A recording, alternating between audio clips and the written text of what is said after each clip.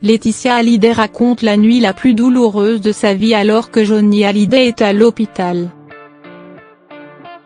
Je me suis mise à hurler, je me suis écroulée, j'étais un genou à terre, a confié Laetitia Hallyday à Marc-Olivier Fogiel dans une interview enregistrée au micro de RTL. Ce jour-là, le 5 décembre 2017, Johnny Hallyday meurt dans sa maison de Marne-la-Coquette. Mais, comme elle le confie à l'animateur, c'est en octobre 2016 que le terrible verdict tombe. Elle raconte que son défunt mari venait de faire un road trip avec ses amis. Et elle devait alors le rejoindre à Santa Fe, mais c'est un Johnny extrêmement fatigué qu'elle retrouve. Je l'ai retrouvé épuisé, il avait du mal à respirer et je ne comprenais pas son état de fatigue, a-t-elle déclaré. De retour à Los Angeles, il fait des examens pour tenter de trouver l'origine de cette fatigue extrême. Et là c'est le monde qui s'écroule, c'est la vie qui s'écroule. Le mot cancer est en employé, des poumons, stade 4.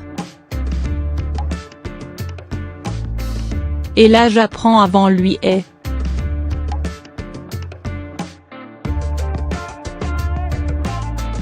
Mais alors qu'elle apprend l'état de son mari, elle refuse d'abord de lui communiquer le diagnostic des médecins, d'autant que Johnny ne réalisait pas vraiment la gravité de son état.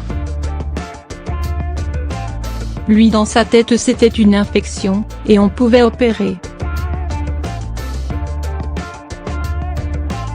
En fait il n'y avait pas d'opération possible, on rentrait dans cette guerre et je n'ai pas eu le courage tout de suite de lui dire.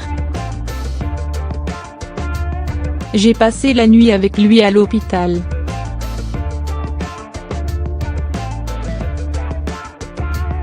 Ça a été la nuit la plus douloureuse de ma vie parce qu'il n'arrêtait pas de me poser des questions et je ne pouvais pas, je n'avais pas la force de lui dire. Je voulais qu'il se batte, je voulais qu'il ne lâche pas et le lendemain les médecins lui ont annoncé, il m'a regardé et je lui ai dit, on va gagner cette guerre et a ainsi confié Laetitia.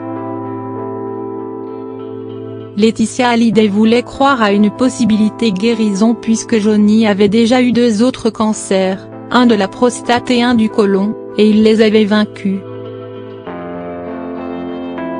Mais surtout, elle voulait transmettre des ondes positives à son époux, je ne voulais pas qu'il voie de la peur et de la pitié dans mon regard et cette nécessité que j'avais à lui transmettre de bonnes énergies, de l'amour.